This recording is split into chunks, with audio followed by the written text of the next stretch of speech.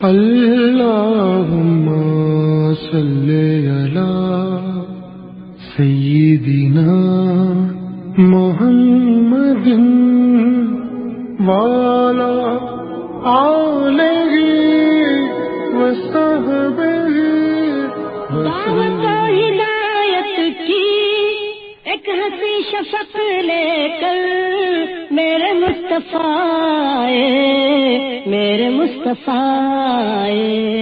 کفر کے اندھیروں میں نور کا طبق لے کر میرے مصطفیٰ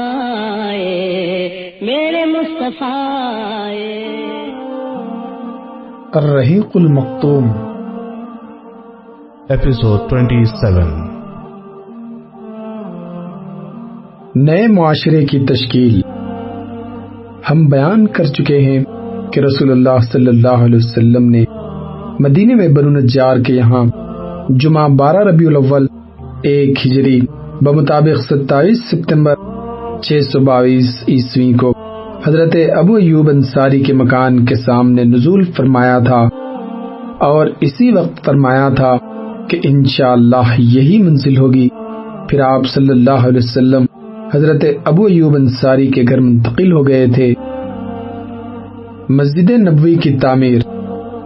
اس کے بعد نبی صلی اللہ علیہ وسلم کا پہلا قدم یہ تھا کہ آپ نے مسجد نبوی کی تعمیر شروع کی، اور اس کے لیے وہی جگہ منتخب کی جہاں آپ کی اونٹنی بیٹھی تھی۔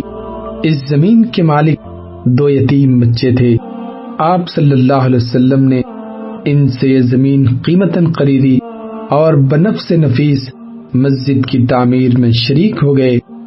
آپ صلی اللہ علیہ وسلم اینٹ اور پتھر ڈھوتے تھے اور ساتھ ہی فرماتے جاتے تھے، اے اللہ، زندگی تو بس آخرت کی زندگی ہے، بس انصار و مہاجرین کو بخش دے۔ یہ بھی فرماتے، یہ بوجھ خیبر کا بوجھ نہیں ہے، یہ ہمارے پروردگار کی قسم زیادہ نیک اور پاکیزہ ہے۔ آپ صلی اللہ علیہ وسلم کے اس طرز عمل سے صحابہ کرام کے جوش و خروش اور سرگرمی میں بڑا اضافہ ہو جاتا تھا۔ چنانچہ صحابہ کرام کہتے تھے، اگر ہم بیٹھے رہیں اور نبی صلی اللہ علیہ وسلم کام کریں تو ہمارا یہ کام گمراہی کا کام ہوگا۔ اس زمین میں مشرکین کی چند قبریں بھی تھیں، کچھ ویرانہ بھی تھا، کھجور اور غرقد کے چند درخت بھی تھے۔ رسول اللہ صلی اللہ علیہ وسلم نے مشرکین کی قبریں اکھڑوا دیں، ویرانہ برباد کرا دیا، اور کھجوروں اور درختوں کو کاٹ کر قبلے کی جانب لگا دیا۔ اس وقت قبلہ بیت المقدس تھا۔ دروازے کے بازو کے دونوں پائے پتھر کے بنائے گئے، دیواریں کچی اینٹ اور گارے سے بنائی گئی، چھت پر کھجور کی شاخیں اور پتے ڈلوا دیے گئے اور کھجور کے تنوں کے کھمبے بنا دیے گئے۔ زمین پر ریت اور چھوٹی چھوٹی کنکریاں بچھا دی گئیں۔ 3 دروازے لگائے گئے۔ قبلے کی دیوار سے پچھلی دیوار تک 100 ہاتھ لمبائی، چوڑائی بھی اتنی یا اس سے کچھ کم تھی۔ بنیاد تقریباً 3 ہاتھ گہری تھی۔ آپ صلی اللہ علیہ وسلم نے مسجد کے بازو میں چند مکانات بھی تعمیر کیے، جن کی دیواریں کچی اینٹ کی تھیں اور چھتیں کھجور کے تنوں کی کڑیاں دے کر کھجور کی شاخ اور پتوں سے بنائی گئی۔ یہی آپ صلی اللہ علیہ وسلم کی ازواج مطہرات کے حجرے تھے۔ ان حجروں کی تعمیر مکمل ہو جانے کے بعد آپ صلی اللہ علیہ وسلم حضرت ابو ایوب انصاری کے مکان سے یہیں منتقل ہو گئے۔ مسجد محض ادائے نماز ہی کے لیے نہ تھی، بلکہ یہ ایک یونیورسٹی تھی جس میں مسلمان اسلامی تعلیمات و ہدایات کا درس حاصل کرتے، اور ایک محفل تھی جس میں مدتوں جاہلی کشاکش و نفرت اور باہمی لڑائیوں سے دوچار رہنے والے قبائل کے افراد اب میل محبت سے مل جل رہے تھے۔ نیز یہ ایک مرکز تھا جہاں سے اس ننھی سی ریاست کا سارا نظام چلایا جاتا اور مختلف قسم کی مہمیں بھیجی جاتی۔ علاوہ ازیں اس کی حیثیت ایک پارلیمنٹ کی بھی تھی، جس میں مجلس شورا اور مجلس انتظامیہ کے اجلاس منعقد ہوا کرتے تھے۔ ان سب کے ساتھ ساتھ یہ مسجد ہی ان فقراء و مہاجرین کی ایک خاصی بڑی تعداد کا مسکن تھی، جن کا وہاں پر نہ کوئی مقام تھا، نہ مال اور نہ اہل و عیال۔ پھر اوائل ہجرت ہی میں اذان بھی شروع ہوئی۔ یہ ایک لاہوتی نغمہ تھا جو روزانہ 5 بار افق میں گونجتا تھا اور جس سے پورا عالم وجود لرز اٹھتا تھا۔ یہ روزانہ 5 مرتبہ اعلان کرتا تھا کہ اللہ کے سوا کوئی ہستی لائق عبادت نہیں، محمد صلی اللہ علیہ وسلم اللہ کے پیغمبر ہیں۔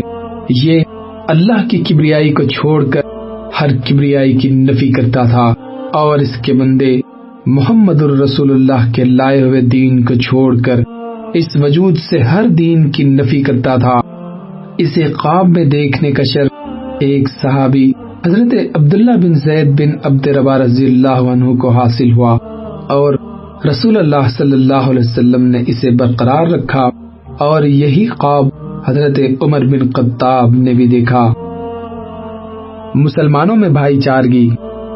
جس طرح رسول اللہ صلی اللہ علیہ وسلم نے مسجد نبوی کی تعمیر کا اہتمام فرما کر باہمی اجتماع اور میل و محبت کے ایک مرکز کو وجود بخشا، اسی طرح آپ نے تاریخ انسانی کا ایک اور نہایت تابناک کارنامہ انجام دیا، جسے مہاجرین و انصار کے درمیان مواقعات اور بھائی چارے کے عمل کا نام دیا جاتا ہے۔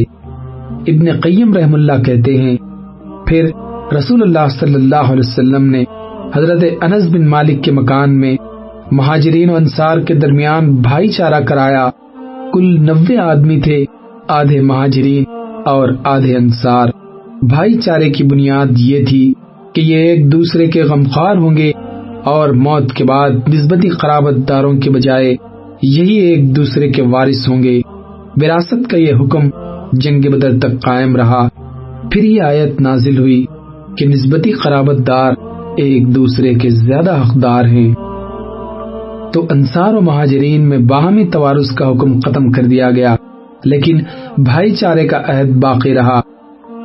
کہا جاتا ہے کہ آپ صلی اللہ علیہ وسلم نے ایک اور بھائی چارہ کرایا تھا جو خود باہم مہاجرین کے درمیان تھا، لیکن پہلی بات ہی ثابت ہے۔ یوں بھی مہاجرین اپنی باہمی اسلامی اخوت، وطنی اخوت اور رشتے و قرابت داری کی اخوت کی بنا پر آپس میں اب مزید کسی بھائی چارے کے محتاج نہ تھے، جبکہ مہاجرین اور انصار کا معاملہ اس سے مختلف تھا۔ اس بھائی چارے کا مقصود یہ تھا کہ جاہلی عصبیتیں تحلیل ہو جائیں، نسل، رنگ اور وطن کے امتیازات مٹ جائیں، موالات اور برات کی اساس اسلام کے علاوہ کچھ اور نہ ہو۔ اس بھائی چارے کے ساتھ ایثار و غم گساری اور موانست اور خیر و بھلائی کرنے کے جذبات مخلوط تھے، اسی لیے اس نے اس نئے معاشرے کو بڑے نادر اور تابناک کارناموں سے پر کر دیا۔ چنانچہ صحیح بخاری میں مروی ہے کہ مہاجرین جب مدینہ تشریف لائے تو رسول اللہ صلی اللہ علیہ وسلم نے عبد الرحمن بن عوف اور سعد بن ربی کے درمیان بھائی چارہ کرا دیا۔ اس کے بعد حضرت سعد نے حضرت عبد الرحمن سے کہا، انصار میں سب سے زیادہ مالدار ہوں، آپ میرا مال 2 حصوں میں بانٹ کر آدھا لے لیں، اور میری 2 بیویاں ہیں، آپ دیکھ لیں، جو زیادہ پسند ہو مجھے بتا دیں، میں اسے طلاق دے دوں، اور عدت گزرنے کے بعد آپ اس سے شادی کر لیں۔ حضرت عبد الرحمن نے کہا، اللہ آپ کے اہل اور مال میں برکت دے، آپ لوگوں کا بازار کہاں ہے؟ لوگوں نے انہیں بنو قینقاع کا بازار بتلا دیا۔ وہ واپس آئے تو ان کے پاس کچھ فاضل پنیر اور گھی تھا۔ اس کے بعد وہ روزانہ جاتے رہے، پھر ایک دن آئے تو ان پر زردی کا اثر تھا۔ نبی صلی اللہ علیہ وسلم نے دریافت فرمایا، یہ کیا ہے؟ انہوں نے کہا، میں نے شادی کی ہے۔ آپ صلی اللہ علیہ وسلم نے فرمایا، عورت کو مہر کتنا دیا ہے؟ بولے، 1 نواح گٹلی کے ہم وزن، یعنی کوئی 1.25 تولہ سونا۔ اسی طرح حضرت ابو ہریرہ رضی اللہ عنہ سے ایک روایت آئی ہے کہ انصار نے نبی صلی اللہ علیہ وسلم سے عرض کیا، آپ صلی اللہ علیہ وسلم ہمارے درمیان اور ہمارے بھائیوں کے درمیان ہمارے کھجور کے باغات تقسیم فرما دیں۔ آپ صلی اللہ علیہ وسلم نے فرمایا، نہیں۔ انصار نے کہا، تب آپ لوگ یعنی مہاجرین ہمارا کام کر دیا کریں اور ہم پھل میں آپ لوگوں کو شریک رکھیں گے۔ انہوں نے کہا، ٹھیک ہے، ہم نے بات سنی اور مانی۔ اس سے اندازہ کیا جا سکتا ہے کہ انصار نے کس طرح بڑھ چڑھ کر اپنے مہاجر بھائیوں کا اعزاز و اکرام کیا تھا اور کس قدر محبت و خلوص، ایثار اور قربانی سے کام لیا تھا، اور مہاجرین ان کے اس کرم و نوازش کی کتنی قدر کرتے تھے۔ چنانچہ انہوں نے اس کا کوئی غلط فائدہ نہیں اٹھایا، بلکہ ان سے صرف اتنا ہی حاصل کیا جس سے وہ اپنی ٹوٹی ہوئی معیشت کی کمر سیدھی کر سکتے تھے۔ اور حق یہ ہے کہ بھائی چارہ ایک نادر حکمت، حکیمانہ سیاست اور مسلمانوں کو درپیش بہت سارے مسائل کا ایک بہترین حل تھا۔ اسلامی تعاون کا پیمان۔ مذکورہ بھائی چارے کی طرح رسول اللہ صلی اللہ علیہ وسلم نے ایک اور عہد و پیمان کرایا جس کے ذریعے ساری جاہلی کشاکش اور قبائلی کشمکش کی بنیاد ڈھا دی اور دور جاہلیت کے رسم و رواج کے لیے کوئی گنجائش نہ چھوڑی۔ ذیل میں اس پیمان کو اس کی دفعات سمیت مختصراً پیش کیا جا رہا ہے۔ یہ تحریر ہے محمد نبی صلی اللہ علیہ وسلم کی جانب سے قریشی، یثربی اور ان کے تابع ہو کر ان کے ساتھ لاحق ہونے اور جہاد کرنے والے مومنین اور مسلمانوں کے درمیان کے۔ نمبر 1، یہ سب اپنے ماں سوا انسانوں سے الگ ایک امت ہیں۔ نمبر 2، مہاجرین قریش اپنی سابقہ حالت کے مطابق باہم دیت کی ادائیگی کریں گے اور مومنین کے درمیان معروف اور انصاف کے ساتھ اپنے قیدی کا فدیہ دیں گے، اور انصار کے تمام قبیلے اپنی سابقہ حالت کے مطابق باہم دیت کی ادائیگی کریں گے، اور ان کا ہر گروہ معروف طریقے پر اور اہل ایمان کے درمیان انصاف کے ساتھ اپنے قیدی کا فدیہ ادا کرے گا۔ نمبر 3، اور اہل ایمان اپنے درمیان کسی بےکس کو فدیہ یا دیت کے معاملے میں معروف طریقے کے مطابق عطا و نوازش سے محروم نہ رکھیں گے۔ نمبر 4، اور سارے راست باز مومنین اس شخص کے خلاف ہوں گے جو ان پر زیادتی کرے گا یا ان کے درمیان ظلم اور گناہ اور زیادتی اور فساد کی راہ کا جویا ہوگا۔ نمبر 5، اور یہ کہ ان سب کے ہاتھ اس شخص کے خلاف ہوں گے، خواہ وہ ان میں سے کسی کا لڑکا ہی کیوں نہ ہو۔ نمبر 6، کوئی مومن کسی مومن کو کافر کے بدلے قتل نہ کرے گا اور نہ ہی کسی مومن کے خلاف کسی کافر کی مدد کرے گا۔ نمبر 7، اور اللہ کا ذمہ عہد ایک ہوگا، ایک معمولی آدمی کا دیا ہوا ذمہ بھی سارے مسلمانوں پر لاگو ہوگا۔ نمبر 8، جو یہود ہمارے پیروکار ہو جائیں ان کی مدد کی جائے گی اور وہ دوسرے مسلمانوں کی مثل ہوں گے، نہ ان پر ظلم کیا جائے گا اور نہ ان کے خلاف تعاون کیا جائے گا۔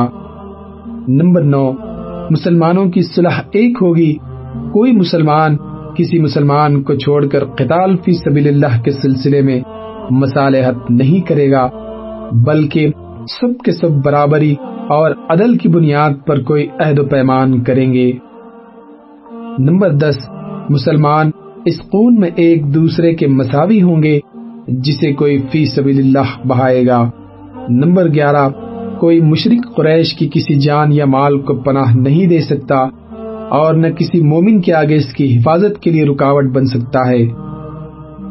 نمبر 12، جو شخص کسی مومن کو قتل کرے گا اور ثبوت موجود ہوگا اس سے قصاص لیا جائے گا، سوائے اس صورت کے کہ مقتول کا ولی راضی ہو جائے۔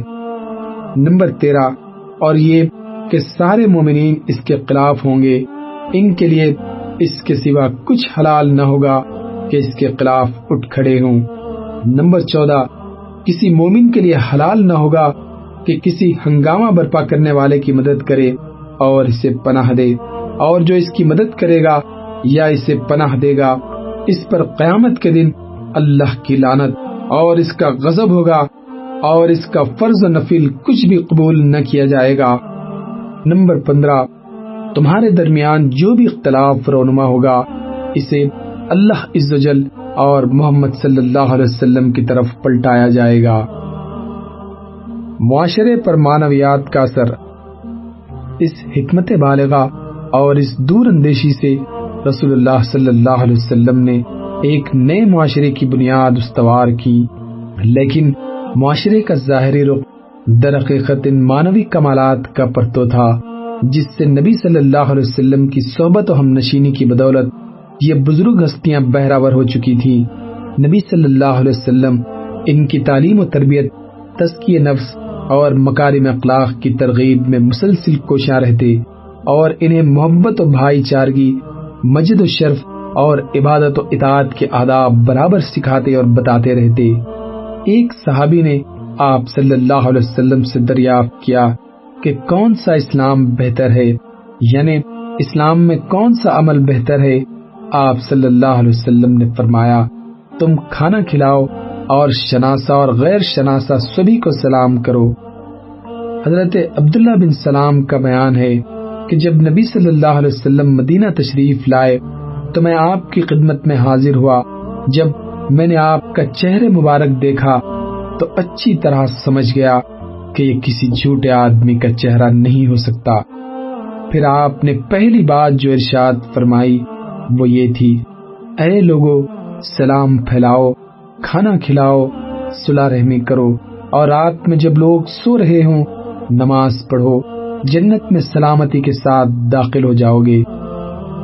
آپ صلی اللہ علیہ وسلم فرماتے تھے، وہ شخص جنت میں داخل نہ ہوگا جس کا پڑوسی اس کی شرارتوں اور تباہ کاریوں سے مامون و محفوظ نہ رہے، اور فرماتے تھے مسلمان وہ ہے جس کی زبان اور ہاتھ سے مسلمان محفوظ رہیں، اور فرماتے تھے تم میں سے کوئی شخص مومن نہیں ہو سکتا یہاں تک کہ اپنے بھائی کے لیے وہی چیز پسند کرے جو خود اپنے لیے پسند کرتا ہے، اور فرماتے تھے سارے مومنین ایک آدمی کی طرح ہیں کہ اگر اس کی آنکھ میں تکلیف ہو تو سارے جسم کو تکلیف محسوس ہوتی ہے، اور اگر سر میں تکلیف ہو تو سارے جسم کو تکلیف محسوس ہوتی ہے، اور فرماتے مومن کے لیے عمارت کی طرح ہے جس کا باز کو قوت پہنچاتا ہے، اور فرماتے آپس میں بغض نہ رکھو، باہم حسد نہ کرو، ایک دوسرے سے پیٹ نہ پھیرو، اور اللہ کے بندے اور بھائی بن کر رہو۔ کسی مسلمان کے لیے حلال نہیں کہ اپنے بھائی کو 3 دن سے اوپر چھوڑے رہے، اور فرماتے مسلمان کا بھائی ہے، نہ اس پر ظلم کرے اور نہ اسے دشمن کے حوالے کرے، اور جو شخص اپنے بھائی کی حاجت میں کوشاں ہوگا اللہ اس کی حاجت میں ہوگا، اور جو شخص کسی مسلمان سے کوئی غم اور دکھ دور کرے گا اللہ اس شخص سے روز قیامت کے دکھوں میں سے کوئی دکھ دور کرے گا، اور جو شخص کسی مسلمان کی پردہ پوشی کرے گا اللہ قیامت کے دن اس کی پردہ پوشی کرے گا، اور فرماتے تم لوگ زمین والوں پر مہربانی کرو، تم پر آسمان والا مہربانی کرے گا، اور فرماتے وہ شخص مومن نہیں جو خود پیٹ بھر کر کھا لے اور اس کے بازو میں رہنے والا پڑوسی بھوکا رہے، اور فرماتے مسلمان سے گالی گلوچ کرنا فسق ہے اور اس سے مار کاٹ کرنا کفر ہے۔ اسی طرح آپ صلی اللہ علیہ وسلم راستے سے تکلیف دہ چیز ہٹانے کو صدقہ قرار دیتے اور اسے ایمان کی شاخوں میں سے ایک شاخ شمار کرتے۔ نیز آپ صدقے اور خیرات کی ترغیب دیتے تھے اور اس کے لیے ایسے ایسے فضائل بیان فرماتے تھے کہ اس کی طرف دل خود بخود کھینچے چلے جائیں۔ چنانچہ آپ صلی اللہ علیہ وسلم فرماتے کہ صدقہ گناہوں کو ایسے ہی بجھا دیتا ہے جیسے پانی آگ کو بجھاتا ہے، اور آپ صلی اللہ علیہ وسلم فرماتے کہ جو مسلمان کسی ننگے مسلمان کو کپڑا پہنا دے اللہ اسے جنت کا سبز لباس پہنائے گا، اور جو مسلمان کسی بھوکے مسلمان کو کھانا کھلا دے اللہ اسے جنت کے پھل کھلائے گا، اور جو مسلمان کسی پیاسے مسلمان کو پانی پلا دے اللہ اسے جنت کی مہر لگی ہوئی شراب طہور پلائے گا۔ آپ صلی اللہ علیہ وسلم فرماتے آگ سے بچو، اگرچہ کھجور کا ایک ٹکڑا ہی صدقہ کر کے، اور اگر وہ بھی نہ پاؤ تو پاکیزہ بول ہی کے ذریعے۔ اور اسی کے پہلو و پہلو دوسری طرف آپ صلی اللہ علیہ وسلم مانگنے سے پرہیز کی بھی بہت زیادہ تاکید فرماتے، صبر و قناعت کی فضیلتیں سناتے، اور سوال کرنے کو سائل کے چہرے کے لیے نوچ، خراش اور زخم قرار دیتے۔ البتہ اس سے اس شخص کو مستثنی قرار دیا جو حد درجے مجبور ہو کر سوال کرے۔ اسی طرح آپ صلی اللہ علیہ وسلم یہ بھی بیان فرماتے کہ کن عبادات کے لیے کیا فضائل ہیں اور اللہ کے نزدیک ان کا کیا اجر و ثواب ہے، پھر آپ صلی اللہ علیہ وسلم پر آسمان سے جو وحی آتی آپ اس سے مسلمانوں کو بڑی پختگی کے ساتھ مربوط رکھتے۔ آپ صلی اللہ علیہ وسلم وہ وحی مسلمانوں کو پڑھ کر سناتے اور مسلمان آپ کو پڑھ کر سناتے، تاکہ اس عمل سے ان کے اندر فہم و تدبر کے علاوہ دعوت کے حقوق اور پیغمبرانہ ذمہ داریوں کا شعور بیدار ہو۔ اسی طرح رسول اللہ صلی اللہ علیہ وسلم نے مسلمانوں کی اخلاقیات بلند کی، ان کی خدا داد صلاحیتوں کو عروج بخشا اور انہیں بلند ترین اقدار و کردار کا مالک بنایا، یہاں تک کہ وہ انسانی تاریخ میں انبیاء کے بعد فضل و کمال کی سب سے بلند چوٹی کا نمونہ بن گئے۔ حضرت عبداللہ بن مسعود رضی اللہ عنہ فرماتے ہیں کہ جس شخص کو طریقہ اختیار کرنا ہو وہ گزرے ہوئے لوگوں کا طریقہ اختیار کرے، کیونکہ زندہ کے بارے میں فتنے کا اندیشہ ہے۔ وہ لوگ نبی صلی اللہ علیہ وسلم کے ساتھی تھے۔ اس امت میں سب سے افضل، سب سے نیک دل، سب سے گہرے علم کے مالک اور سب سے زیادہ بے تکلف اللہ نے انہیں اپنی نبی کی رفاقت اور اپنے دین کی اقامت کے لیے منتخب کیا، لہذا ان کا فضل پہچانو اور ان کے نقش قدم کی پیروی کرو اور جس قدر ممکن ہو ان کے اخلاق اور سیرت سے تمسک کرو، کیونکہ وہ لوگ ہدایت کے صراط مستقیم پر تھے۔ پھر ہمارے پیغمبر رہبر اعظم صلی اللہ علیہ وسلم خود بھی ایسی معنوی اور ظاہری خوبیوں، کمالات، خدا داد صلاحیتوں، مجد و فضل، مکارم اخلاق اور محاسن اعمال سے متصف تھے کہ دل خود بخود آپ کی جانب کھینچے جاتے تھے اور جانیں قربان ہوا چاہتی تھی۔ چنانچہ آپ صلی اللہ علیہ وسلم کی زبان سے جو ہی کوئی کلمہ صادر ہوتا، صحابہ کرام اس کی بجاوری کے لیے دوڑ پڑتے اور ہدایت و رہنمائی کی جو بات آپ ارشاد فرما دیتے اسے حرز جان بنانے کے لیے گویا ایک دوسرے سے آگے نکلنے کی بازی لگ جاتی۔ اس طرح کی کوشش کی بدولت نبی صلی اللہ علیہ وسلم مدینے کے اندر ایک ایسا معاشرہ تشکیل دینے میں کامیاب ہو گئے جو تاریخ کا سب سے زیادہ باکمال اور شرف سے بھرپور معاشرہ تھا، اور اس معاشرے کے مسائل کا ایسا خوشگوار حل نکالا کہ انسانیت نے ایک طویل عرصے تک زمانے کی چکی میں پس کر اور اتھا تاریکیوں میں ہاتھ پاؤں مار کر تھک جانے کے بعد پہلی بار چین کا سانس لیا۔